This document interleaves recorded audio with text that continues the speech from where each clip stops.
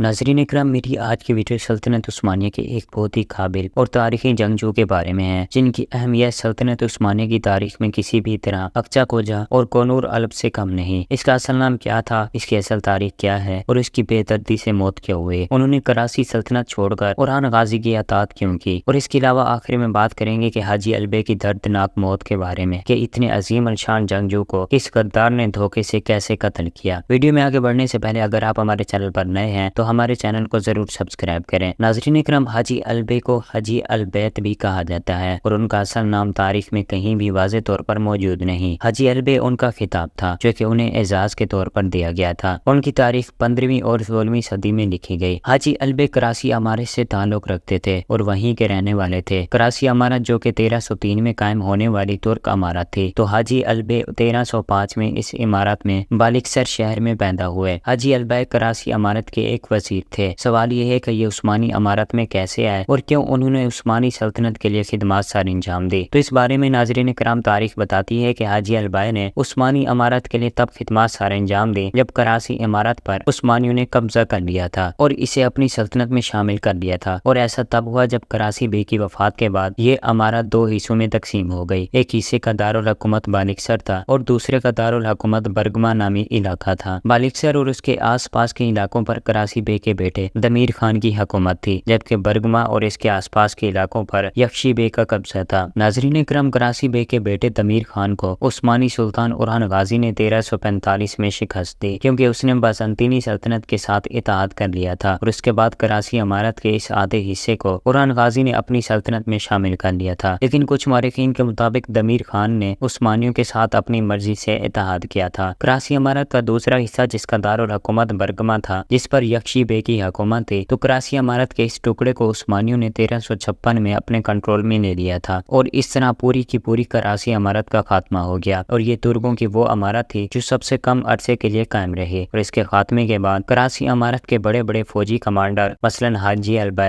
ہیورانوس بے اور غازی فاضل وغیرہ عثمانیوں کی نگرانی میں جنگی خدمات سر انجام دینے لگے، اور انہوں نے اوران بے کی اطاعت قبول کر لی۔ تو ان جنگجوؤں میں سے بات ہو رہی ہے حاجی البے کی۔ حاجی البے نے عثمانی سلطنت کی وفاداری کا حلف اٹھا کر سب سے پہلا کارنامہ جو انجام دیا وہ یہ تھا کہ عثمانی کافی عرصے سے گیلی پولی کے علاقے پر قبضہ کرنے کی کوشش کر رہے تھے، لیکن ناکام رہے۔ حاجی البے چونکہ کراسی امارت میں وزیر تھے تو وہ ان راستوں سے اچھی طرح واقف تھے، کیونکہ وہ کراسی امارت میں وزیر تھے، کیونکہ کراسی امارت کی حکمرانی سمندروں پر بھی تھی اور یہ بحری جنگی لڑنے میں بہت ماہر تھے، جبکہ گیلی پولی تو تھا ہی ایک ساحلی علاقہ۔ تو حاجی البے نے اس وقت عثمان غازی کے بیٹے شہزادہ سلیمان پاشا، جو کہ اوران غازی کے حکم سے کراسی امارت جن علاقوں پر قائم تھی، تو عثمانی سلطنت میں ان کے شامل ہو جانے کے بعد ان علاقوں کے گورنر بنا دیے گئے تھے، تو حاجی البے نے انہیں قائل کر لیا کہ رومیلیا کو کراس کر کے ان علاقوں پر حملہ کیا جائے، اور یوں حاجی البے نے گیلی پولی اور تھریس کے علاقوں کی فتح کو اپنی بہادری اور ذہانت دکھا کر اسے ممکن بنا دیا۔ ناظرین اکرام، یہ حاجی البے ہی تھے جنہوں نے کولن اسار کا قلعہ فتح کیا تھا، جو کہ گیلی پولی کے شمال مشرق میں تھا، اور اس فتح کے بعد وہ اس قلعے کے حکمران بنا دیے گئے۔ اس کے بعد انہوں نے کولن اسار کو ملٹری بیس بنا کر مالکارا اور اس کے قریبی علاقوں کو فتح کر لیا، لیکن 1357 میں شہزادہ سلیمان پاشا کی وفات ہو گئی، جو کہ شکار کے دوران اپنے گھوڑے سے گر کر وفات پا گئے تھے۔ اس کے کچھ عرصے بعد سلطان اوران نے بازنطینی سلطنت سے صلح کر لی۔ اس کے بعد عثمانیوں کی طرف سے بازنطینی علاقوں کی فتوحات میں نرمی کی جانے لگی، لیکن اس وقت یہ حاجی البے ہی تھے جنہوں نے ایورانوس بے اور لالا شاہین پاشا کے ساتھ مل کر عثمانیوں کی حوصلہ افزائی کی۔ اس کے بعد 1359 میں جب ادرنے کا محاصرہ شروع ہوا تو حاجی البے نے اس محاصرے کے دوران ادرنے کی فتح کو آسان بنانے کے لیے برگوز کا علاقہ فتح کر کے اس پر بھی قبضہ کر دیا، اور اس دوران اوران غازی کا انتقال ہو گیا، اور عثمانی سلطنت کے تخت پر ان کے بیٹے سلطان مراد اول کا دور حکومت شروع ہو گیا، اور سلطان مراد اول نے ایورانوس میں لالا شاہین پاشا اور حاجی البے کے ساتھ مل کر ادرنے کی فتح کو یقینی بنایا۔ عثمانی تاریخ کے مطابق حاجی البے کا ایک کارنامہ یہ بھی ہے کہ انہوں نے سربوں کو شکست دے کر سربیا کو فتح کر دیا، جس میں صلیبی فوجیں تھیں۔ ناظرین اکرام، اس جنگ کا مکمل واقعہ یہ ہے کہ ادرنے کی فتح کے بعد لالا شاہین پاشا کو ادرنے کا گورنر بنا دیا گیا۔ ان دنوں یہ خبر ملی کہ ہنگری کا بادشاہ جس کا نام کنگ لائوش تھا، وہ ادرنے کو دوبارہ لینے آ رہا ہے، کیونکہ بازنطینی اور یورپیوں کو یہ ڈر ہو گیا تھا کہ عثمانی فوج بلقان کو تیزی سے فتح کر رہے ہیں، تو انہوں نے 60,000 جنگجو کی ایک صلیبی فوج تیار کی، جس میں ہنگری، سربیا اور بلغاریہ کے جنگجو تھے، اور یہ تمام فوج ہنگری کے بادشاہ کی کمانڈ میں تھی۔ لالا شاہین پاشا یہ سن کر گھبرا گئے اور सुल्तान मुराद अव्वल को खबर की, जो कि उस वक्त बुरसा में थे। सुल्तान मुराद को फौरी तौर पर यह खबर पहुंचाई गई और उन्होंने भी इत्तला मिलते ही फौरन एक बड़ी फौज रवाना की, मगर वो यूरोपीय इलाकों को क्रॉस ना कर सके क्योंकि वेनिस की रियासत ने एक गुजरगाह जिसका नाम दारदानील्स है उस तरफ से रास्ता बंद कर रखा था। उस वक्त लाला शाहीन पाशा ने हाजी अलबाई को 8 से 10 हजार उस्मानी सिपाहियों की फौज देकर दुश्मन के खिलाफ भेजा। हाजी अलबाई ने इस फौज को पसपा कर दिया जो कि मुसलमानों के खिलाफ भेजी गई थी। तो इस तरह सल्तनत उस्मानिया पर से एक भरपूर दुश्मन के हमले का खतरा टल गया। लेकिन नाज़रीन इकराम, इस फतह और जंग के बारे में उस्मानी और मगरबी तारीख में इख्तलाफ है। उस्मानी तारीख के मुताबिक ये वाक़या 1364 का है, जबकि मगरबी तारीखदान के मुताबिक ये वाक़या 1371 ईस्वी का है। लेकिन मगरबी तारीखदान इस मामले में गलत लगते हैं क्योंकि 1364 में ही हाजी अलबाई की शहादत हो चुकी थी। और अब आते हैं उनकी वफात की तरफ। तो नाज़रीन किराम, उनकी ज़िंदगी की तरह उनकी वफात की तारीख भी बहुत हैरान है और उसके साथ साथ पुरअसरार भी। उनकी मौत के बारे में काफ़ी शक व शुबा पाया जाता है क्योंकि उनकी वफात के बारे में तारीख में ये मौजूद है कि वो जहर खाने से हुई थी और हालात कुछ ये बने कि वो सलीबी इत्तेहाद की खबर सुनकर हाजी अलबाई ने उन सलीबियों के खिलाफ छापा मार कार्रवाई करके खुद को एक काबिल और माहिर कमांडर के तौर पर साबित किया। उस वजह से हाजी अलबाई को सुल्तान मुराद अव्वल की नज़र में एक ऊंचा मकाम मिल गया, जिस पर लाला शाहीन पाशा के दिल में हसद की कैफियत पैदा हो गई। और ये सुनकर आप लोग हैरान होंगे कि कहा जाता है कि हाजी अलबाई को लाला शाहीन पाशा ने जहर दिया था और यूं 1364 में उनकी वफात हो गई। उनका शुमार सल्तनत उस्मानी के उन कमानदारों में होता है जिन्होंने दो सुल्तान के दौर में फतवाहत की, जैसा कि अब्दुर्रहमान गाजी, अक्चा गोजा और कौनूर अल शामिल हैं।